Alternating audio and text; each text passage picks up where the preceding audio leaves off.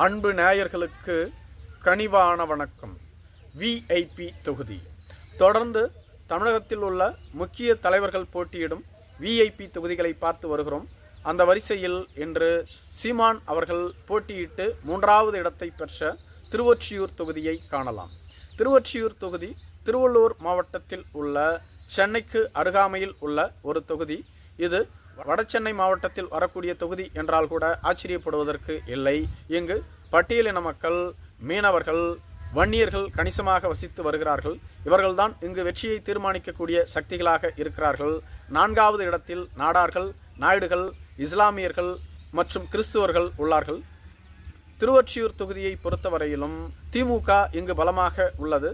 குறிப்பாக வட தமிழகத்தில் திமுக பலமாக இருக்கிறது என்றால் மிகையாகாது. திருவொற்றியூர் தொகுதியில்தான் 2021ஆம் ஆண்டு சீமான் அவர்கள் போட்டியிட்டிருந்தார்கள். திருவொற்றியூரில் உள்ள மொத்த வாக்குகள் 3,06,004. அப்பொழுது வெறும் 65% வாக்குகள் மட்டுமே பதிவாகி இருந்தது. அதாவது 1,98,885 வாக்குகள் மட்டுமே. மேலும் திருவொற்றியூர் தொகுதியை காண்பதற்கு முன்பாக சீமான் அவர்களின் அரசியல் வரலாற்றை நாம் காணலாம். சீமான் அவர்கள் இயக்குனராக தமிழ் சினிமாவிற்கு வந்தார். பின்பு ஒரு சில படங்களில் நடித்தும் உள்ளார். ஈழ விடுதலை போராட்டத்தின் பொழுது ஈழத் தமிழர்களுக்கு ஆதரவாக களத்தில் இறங்கினார். ஆரம்ப காலகட்டத்தில் திராவிட கொள்கைகளை பரப்பி வந்த இவர் பின்பு தமிழ் தேசிய கொள்கைகளை கையில் எடுத்தார். இதனால் இதனால் இவர் சிறையில் கூட அடைக்கப்பட்டிருந்தார். விடுதலையாகி வெளியேறிய பின்பு சீமான் அவர்கள் காங்கிரஸ் கட்சிக்கு எதிரான தனது நிலைப்பாட்டை எடுத்தார். 2010ஆம் ஆண்டு மே 10ஆம் தேதி நாம் தமிழர் கட்சியை தொடங்கினார். சீபா ஆதித்தனார் உருவாக்கி வைத்திருந்த கட்சியை இவர் அப்படியே கைப்பற்றி நடத்தி வருகிறார். 2011ஆம் ஆண்டு நடைபெற்ற சட்டமன்ற தேர்தலின் பொழுது காங்கிரஸ் கட்சி போட்டியிட்ட 63 தொகுதிகளில் 59 தொகுதிகளுக்கு சென்று காங்கிரஸ் கட்சிக்கு எதிராக பிரச்சாரம் செய்தார். ஒரே ஒரு தொகுதியில் மட்டுமே அப்பொழுது காங்கிரஸ் கட்சி வெற்றி பெற்றிருந்தது. மற்ற தொகுதிகளில் தோல்வி அடைந்திருந்தது. அந்த அளவிற்கு அப்பொழுது ஈழப் போராட்டம் வீறு கொண்டிருந்தது. அதன் பின்பு 2014ஆம் ஆண்டு நடைபெற்ற பாராளுமன்ற தேர்தலிலும் காங்கிரஸ் கட்சி போட்டியிட்ட அனைத்து இடங்களிலும் சென்று காங்கிரஸ் கட்சிக்கு எதிராக பிரச்சாரம் செய்தார். பின்பு 2016ஆம் ஆண்டு முதலில் தேர்தல் அரசியலுக்கு அடியெடுத்து வைத்தார்கள் நாம் தமிழர் கட்சியினர்.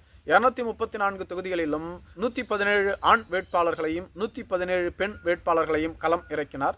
அந்த தேர்தலில் நாம் தமிழர் கட்சி வெறும் 1.1% வாக்குகளை மட்டுமே பெற்றிருந்தது.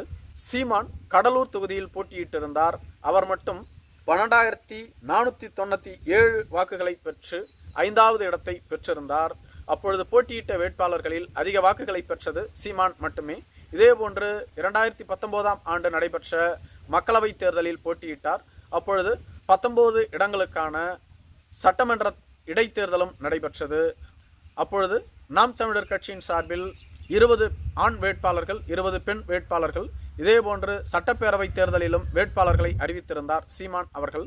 அப்பொழுது நாம் தமிழர் கட்சிக்கு 4% வாக்குகள் கிடைத்தது. அதன் பின்பு 2021ஆம் ஆண்டு நடைபெற்ற சட்டப்பேரவை தேர்தலில் 234 தொகுதிகளிலும் களம் இறங்கினார்கள். நாம் தமிழர் கட்சியின் தலைமை ஒருங்கிணைப்பாளரான சீமான் அவர்கள் திருவொற்றியூர் தொகுதியில் களம் இறங்கினார். அப்பொழுது இவர்களுக்கு கரும்பு விவசாயி சின்னம் அளிக்கப்பட்டிருந்தது. இந்த தேர்தலில் அனைத்து தொகுதிகளிலும் நாம் தமிழர் கட்சி தோல்வி அடைந்திருந்தாலும் கூட சீமான் அவர்கள் போட்டியிட்டிருந்த திருவொற்றியூர் தொகுதியில் இவர் 3வது இடத்தை பெற்றிருந்தார்.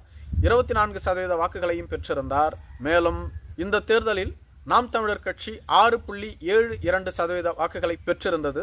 திருவொற்றியூர் தொகுதியின் நிலவரம் இங்கு திமுகவின் சார்பில் போட்டியிட்ட KP சங்கர் அவர்கள் 88,185 வாக்குகளை 44.34% பெற்று வெற்றி பெற்றிருந்தார். அதிமுக வேட்பாளர் K குப்பன் 50,524 வாக்குகளை 25.40% பெற்றிருந்தார். 3வது இடத்தில் மூன்றாவது இடத்திற்கு சீமான் வந்தார். சீமான் அவர்கள் 48,597 வாக்குகளை 24.43% பெற்றிருந்தார். மக்கள் நீதி மய்ய கட்சியின் வேட்பாளர் T மோகன் அவர்கள் 7,053 வாக்குகளையும், அமமுக வேட்பாளர் M சவுந்தரபாண்டியன் 1,417 வாக்குகளையும் பெற்றிருந்தார்கள். நாம் தமிழர் கட்சி இங்கு கணிசமான வாக்குகளை பெற்றிருந்தது. அதன் பின்பு 2024ஆம் ஆண்டு நடைபெற்ற பொது தேர்தலில் நாம் தமிழர் கட்சி களமிறங்கியது.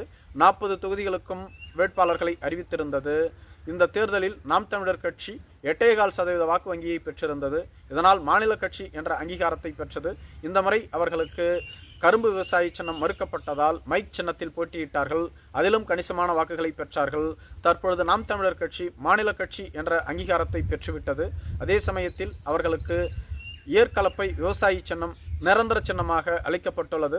முதல் தேர்தலில் மெழுகுவத்தி சின்னத்தில் போட்டியிட்ட இவர்கள் பின்பு கரும்பு விவசாயி சின்னத்தில் 3 தேர்தல்களை சந்தித்தார்கள். அதன் பின்பு மைக்கு சின்னம், தற்பொழுது நிரந்தர சின்னத்தையும் பெற்றுவிட்டார்கள்.